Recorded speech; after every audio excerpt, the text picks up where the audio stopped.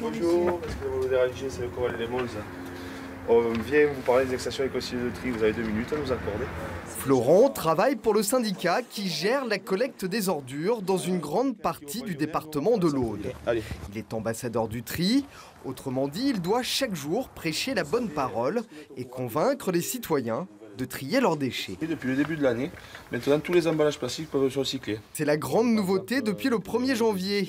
L'Aude et 10 autres départements proposent à leurs habitants de trier une plus grande partie de leurs déchets. Dorénavant, tous les plastiques d'emballage vont au recyclage.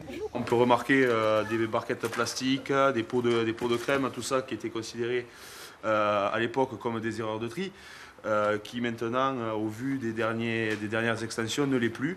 Donc on peut remarquer que les bacs maintenant sont de plus en plus garnis et du coup avec de plus en plus de déchets recyclables. Une extension des consignes de tri rendue possible par cette usine construite en 2017 à Carcassonne. Ce centre de traitement des ordures ménagères nouvelle génération a été conçu dès le départ pour permettre le tri de tous les emballages plastiques.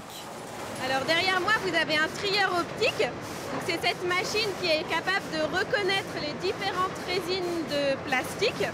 Et donc il va savoir reconnaître justement les pots de crème fraîche, les bouteilles, etc. À ce stade, les différentes sortes de plastique ne sont pas séparées. Le centre de traitement de Carcassonne produit donc des ballots de plus de 500 kg où tout est mélangé. Des paquets qui vont ensuite voyager jusqu'à Mende. Car c'est cette usine lozérienne à près de 300 km de Carcassonne qui va réellement trier les différentes résines de plastique. Sur les différentes catégories de plastique que nous avons précédemment triées, polyéthylène, polypropylène, polystyrène ou polyéthylène terephthalate. Et donc on fait des tas pour après aller sur les différentes lignes de lavage. Une fois propres, les paillettes de la même famille de plastique sont fondues pour redevenir une matière première directement utilisable par des industriels comme ce polypropylène. Ça peut devenir du mobilier de jardin, ça peut devenir des tuyaux, ça peut devenir différentes choses en plastique, quoi. La boucle est fermée là.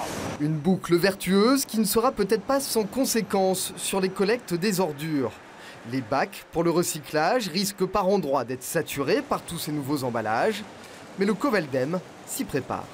Il y a des points critiques qu'il faudra résoudre, soit en doublant la capacité des bacs jaunes, ce qui est possible, soit en modifiant les collectes, mais il faudra bien qu'on réagisse à cet état de fait. Oui. Aujourd'hui, 20 départements proposent à leurs habitants ce tri élargi. En 2022, l'ensemble du territoire français devrait être concerné.